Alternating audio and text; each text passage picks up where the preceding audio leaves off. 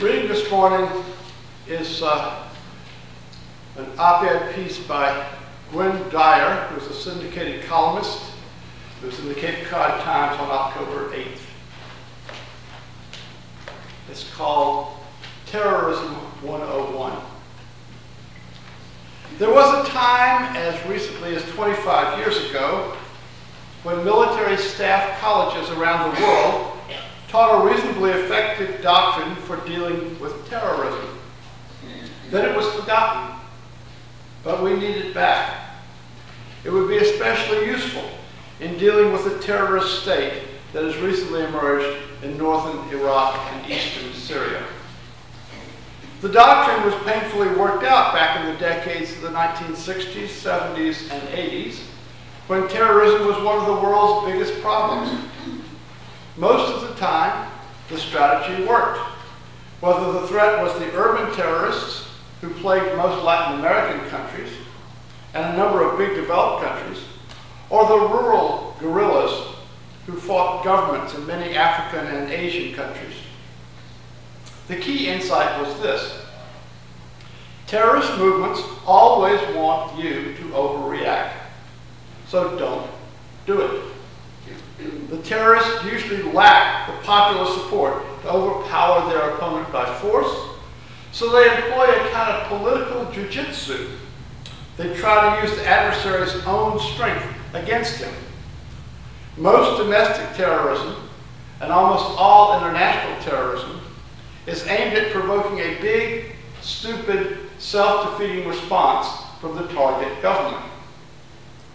The Red Army faction terrorists, for example, hoped that their attacks would provoke West Germany's democratic government into severe repression. This was known, in the words of philosopher Herbert Marcuse, as, quote, unmasking the repressive tolerance of the liberal bourgeoisie, unquote. And once the West government had dropped its mask, the RAF terrorists believed, the outraged workers would rise up in their millions and overthrow it. But we never found out if the workers would actually do that, because the West German government refused to be panicked. It just tracked down the terrorists and killed or arrested them.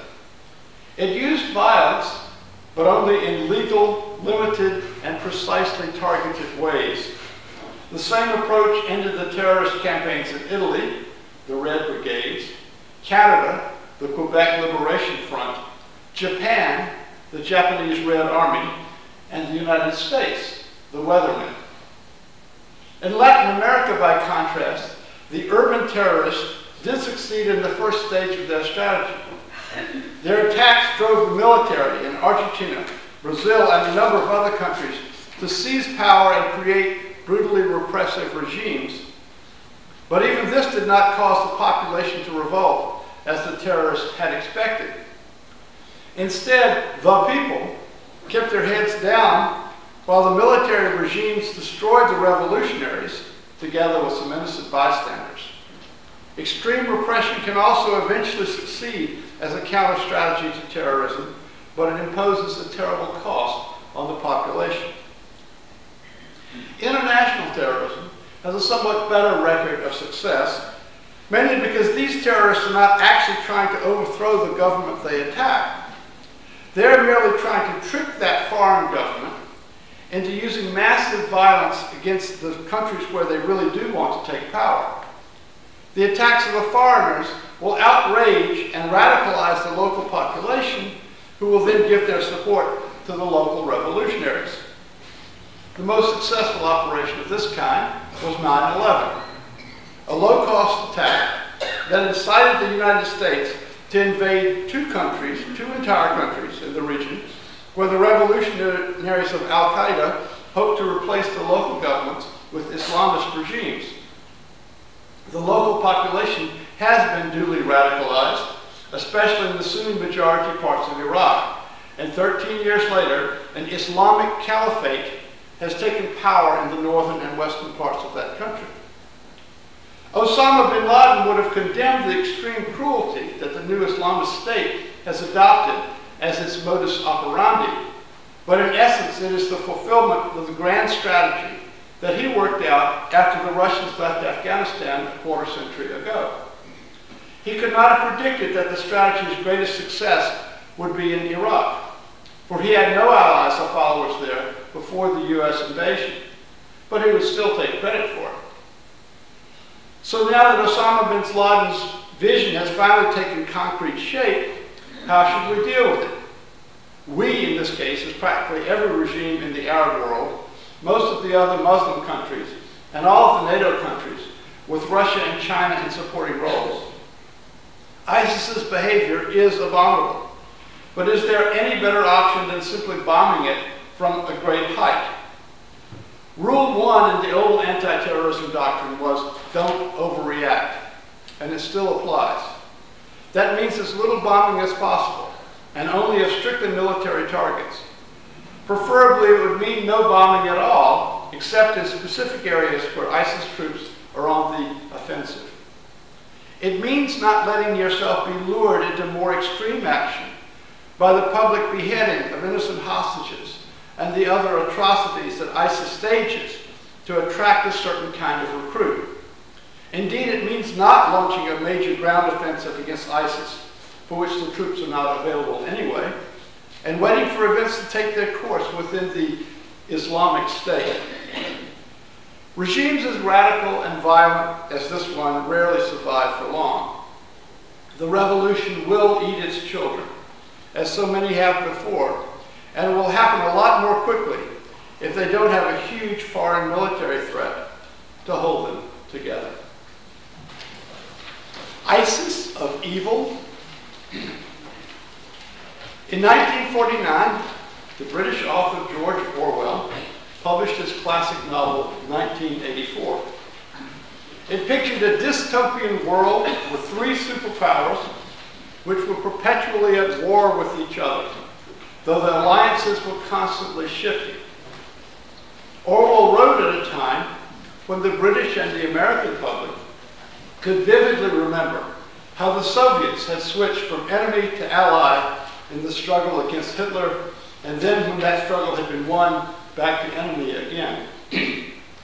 The novel's protagonist, Winston Smith, worked at the Ministry of Truth, and his job was to edit historical records and archives so that whichever superpower was the enemy at the moment would always have been the enemy. There were thought police and thought crimes, a whole reinvention of language called newspeak, and the populace was relentlessly spied upon by the government. The government sponsored regular periods of hate, the 2-minute hate daily, and then a week-long hate from time to time. A 2-minute hate is described at the outset of the book. People are assembled in front of a giant movie screen on which is projected the face of the enemy of the people, a man named Emmanuel Goldstein, who had been in the inner circle of the party but had become an apostate. As Goldstein speaks, menacing troops from East Asia march in the background. With his little round glasses, Goldstein resembles a sheep, and by the time the movie is over, he has been replaced by an actual sheep. By this time, the crowd is hysterical with rage and is throwing objects at the screen. I read the novel in high school, and when the calendar came around to the year 1984, I wondered whether Orwell's vision had come true. I don't think it had then. However, we are now 30 years past the expiration date of this novel, and we now know that we live in a country which is assiduously collecting information on all of us. While it doesn't have thought police and doesn't overtly try to rewrite history, it does seem, under Democratic as well as Republican administrations, to sponsor hate and fear as a means of political control. And the information glut is so enormous that many of us forget our history anyway. What's history when you can look at cats on your cell phone, after all? This is the frame through which I approach the question of the Islamic State and evil, for we seem to have an enemy of the month these days. I titled this sermon ISIS of Evil in a deliberate echo of the phrase axis of evil, which George W. Bush first used in his State of the Union speech in 2002, Bush, of course, was responding to the attacks of 9/11, but by using the word Axis, was invoking World War II, the so-called Good War. Who were Bush's axis of evil? Iran, Iraq, and North Korea, all of whom were alleged to have weapons of mass destruction, i.e., though they were on the other side of the world, they posed a threat to the well-being of the United States. President Obama has now resurrected that ancient rallying cry. Here's what he said at the United Nations on September 24th of this year. The terrorist group known as ISIL must be degraded and ultimately destroyed. He follows with a list of its awful actions and then concludes, no God condones this terror. No grievance justifies these actions.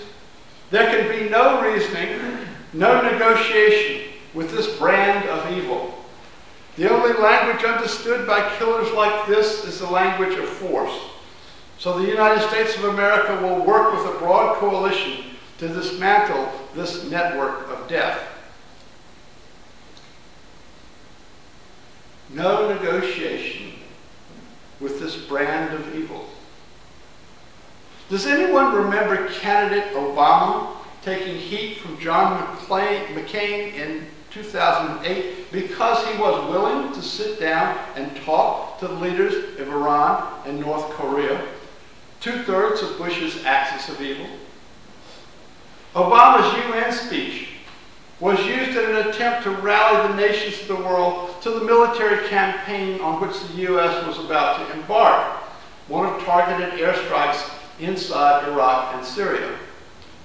Though the government of Syria has not asked for U.S. airstrikes, the strikes are justified in this thinking by the assertion that the Islamic State is evil.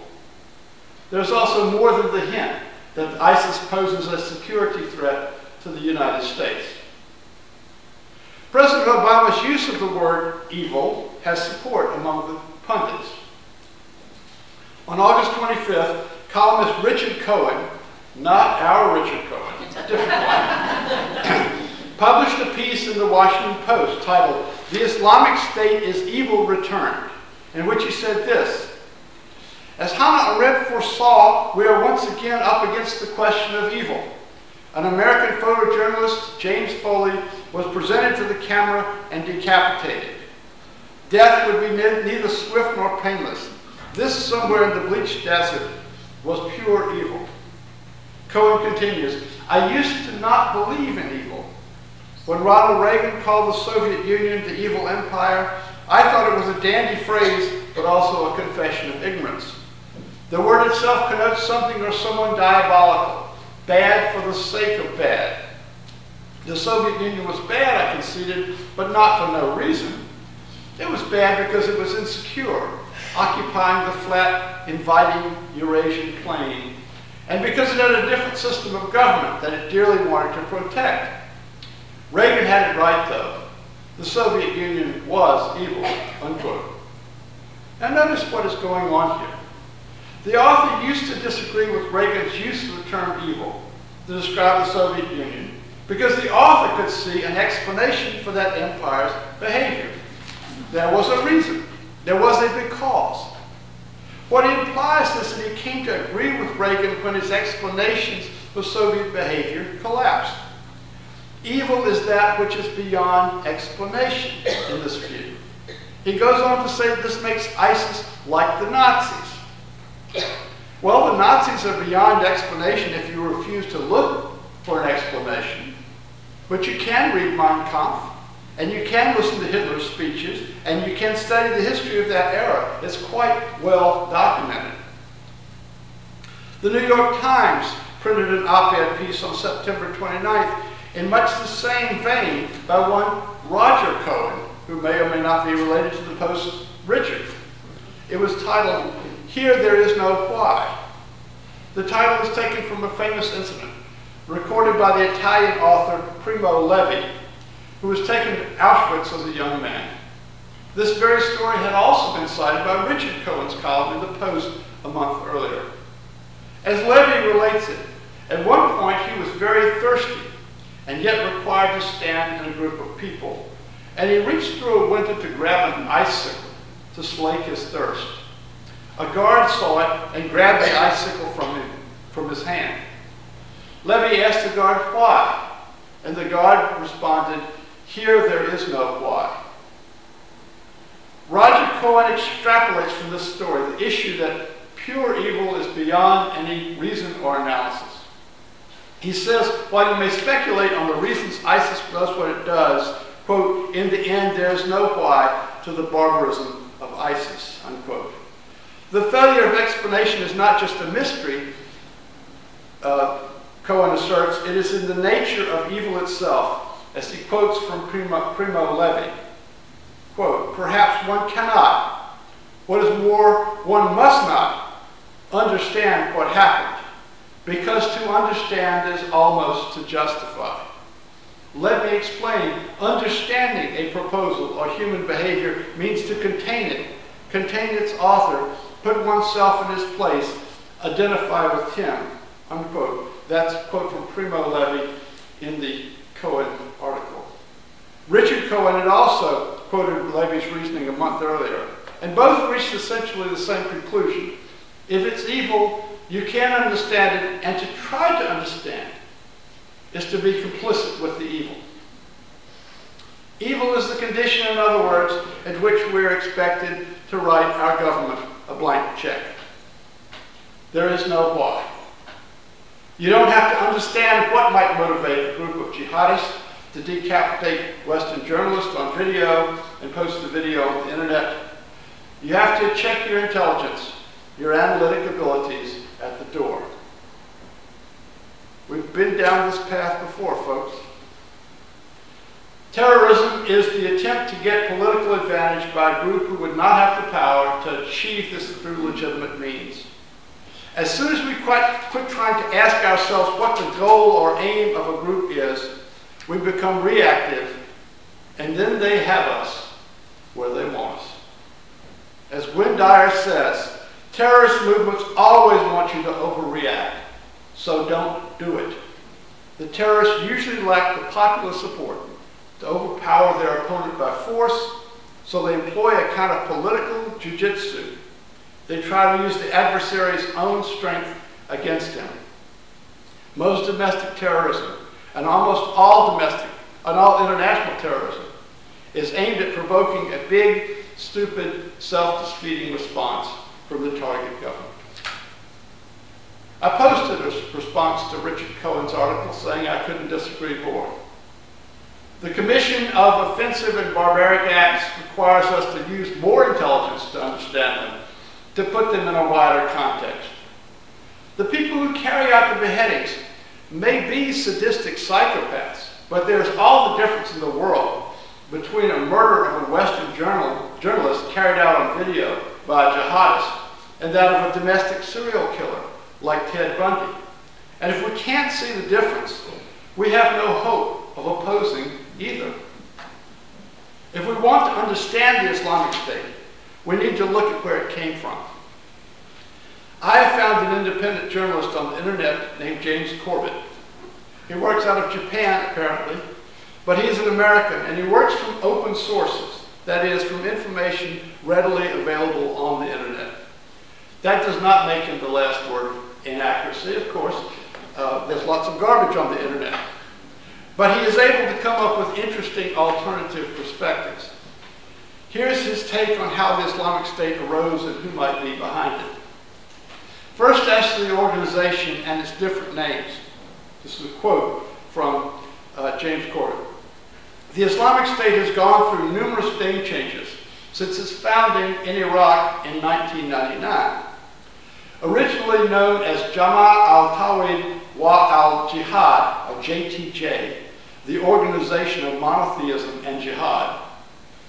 It changed to Tam Qaeda al-Jihad fi Balad al-Rafadain, the organization of jihads based in the country of the two rivers, which would be Iraq, of course, in 2004, after the group swore allegiance to Osama bin Laden. During this period, it was popularly known as Al-Qaeda in Iraq, AQI. In 2006, it became the Islamic State of Iraq, ISI, but it changed again in 2013 after expanding into Syria. At that point, it became the Islamic State of Iraq and the Levant, ISIL, or Islamic State of Iraq and Al-Sham, or ISIS. Its latest moniker, the Islamic State, came about after the proclamation of a new caliphate on June 29, 2014, end quote. Got all that? Taking notes? Corporate cautions that identification of individuals is fraught with problems, not the least of which is that jihadists might use several names and the government reports might be biased for one reason or another. But he identifies three figures who have been important in ISIS. The first is Zarqawi. Abu Musab al-Zarqawi, a Sunni militant from Jordan, enjoyed a remarkable career that involved numerous imprisonments, escapes, evacuations, deaths, and resurrections. During his time in Iraq, he was killed in a bombing raid in 2003, miraculously resurrected to be arrested in Fallujah in 2004, re-arrested in Bakuba in January of 2005, evacuated from Iraq in May of 2005, killed in fighting in June of 2005, and once again resurrected to be killed once again, presumably for good, in 2006.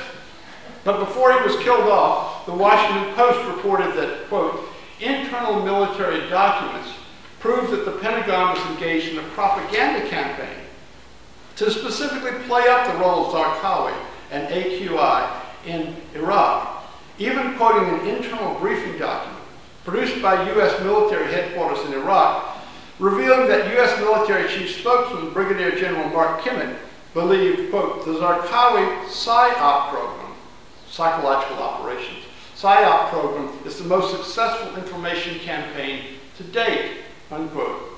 Subsequent reporting revealed that as part of that program, the Pentagon had leaked a letter purported to be written by Zarqawi that was dutifully covered by the New York Times, even though there were serious questions about whether the letter was real at all, unquote. Now this account obviously has a good deal of tongue-in-cheek, but each facet of it has a citation to public sources on the website. The most important thing to note is that Zarqawi served the propaganda interests of the Bush administration because he could be said to be Al-Qaeda and he was in Iraq. While there had been no connection between Al-Qaeda and the Saddam Hussein regime before the U.S. invaded, indeed they were bitter enemies, the weapons of mass destruction rationale for that invasion had fallen flat. So having an Al-Qaeda operative in the country after the invasion was better than nothing. The next figure in the development of ISIS is Abu Omar al-Baghdadi. Baghdadi, exactly like Zarqawi before him, enjoyed an interesting career of imprisonments, deaths, and resurrections, as well as questions as to his very existence. The third figure is also named Baghdadi, which simply means from Baghdad, but is a nom de guerre and probably conveys little as to his actual origins. This is the character who has now proclaimed himself the new caliph. On NPR this week, there was a report on the way that ISIS is using water as a weapon of war. When they move into a territory, they move quickly to assume control of water and other vital resources. They then are in a position to make the local population deal with them. In other words, they take seriously the goal of being a substitute government. And with the Syrian government embroiled in war and the Iraqi government ineffective, they hope to win the allegiance of the residents. Unlike the American military, ISIS has sought out the technical people from Saddam Hussein's regime to run the power plants and the dams.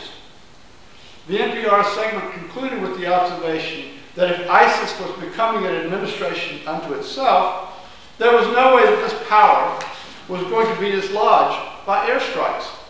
If ISIS wins the allegiance of the people by giving them stability, airstrikes can only alienate these people and drive them further into the arms of ISIS.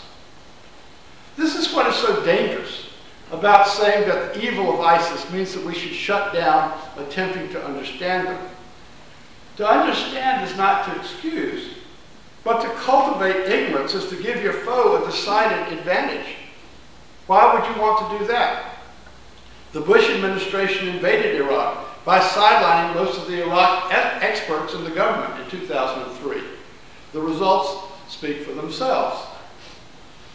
Some of our Universalist forebears held that evil is not real, that there is no such thing as evil, as a force operating in the universe, that to conceive of a supernatural evil force was to have ditheism, worship of two gods, rather than one. But even if you believe in evil as a force, and believe it is embodied in ISIS, you need to understand in order to effectively oppose. In the novel 1984, the totalitarian state Oceania was always shifting its alliances. Sometimes it was with East Asia against Eurasia, and then suddenly it would be with Eurasia against East Asia. When it shifted, the people had to be suddenly turned from hating the state which had been the foe in the last alliance to hating the new foe who had lately been the ally. As in real life, the Soviets had been enemy, then ally, then enemy. This is what is happening now as Al-Qaeda morphs into ISIS as the enemy of the day. How did ISIS enter this picture, and how did it rise so quickly to the top, or the bottom of our demonology? I don't know about you, but I don't believe I knew the word before June of 2014. But it turns out that since we started bombing, there's another name to learn: Khorasan.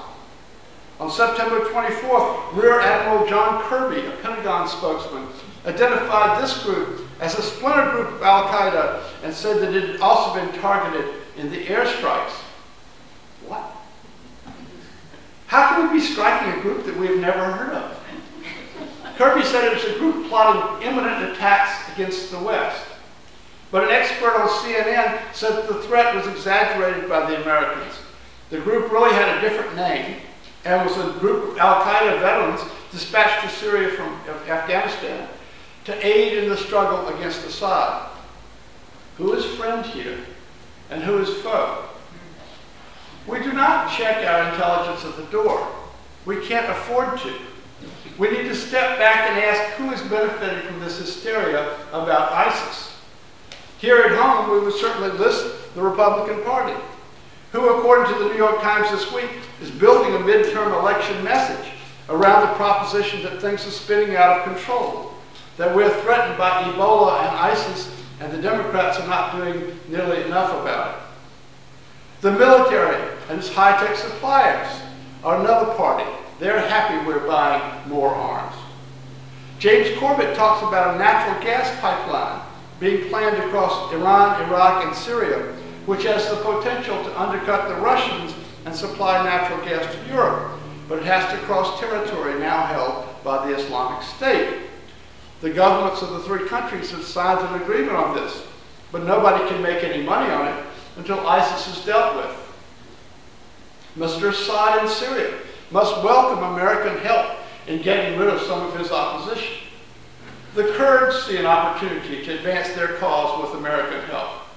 There are all kinds of people who welcome American arms back into the Middle East. Here's what Tom Engelhardt said in The Nation this week. This sort of soundtrack has been the background noise in our lives for most of the last 13 years. And like familiar music, or Muzak, it evokes a response that's almost beyond our control. The terror about terror, sometimes quite professionally managed, as in the case of the Khorasan group, has flooded through our world year after year. ISIS is just a recent example of the way the interest of a group of extremists in making themselves larger than life, and the interest of groups in this country in building up or maintaining their institutional power have meshed. Terror, as the preeminent danger to our American world, now courses through the societal bloodstream, helped along by regular infusions of fear from the usual panic meisters. On that set of emotions, an unparalleled global security state has been built and funded, as well as a military that, in terms of its destructive power, leaves the rest of the world in the dust. process, and in the name of protecting Americans from the supposedly near-apocalyptic dangers posed by the original Al-Qaeda and its various wannabe successors, a new version of America has come into being. One increasingly willing to bulldoze the most basic liberties, invested in the spread of blanket secrecy over government actions, committed to wholesale surveillance, and dedicated to a full-scale loss of privacy. Unquote. We're close to the state Orwell drew 30 years later. For myself, I'm less interested in the question of whether ISIS really is evil than in the question of what calling ISIS evil does to us.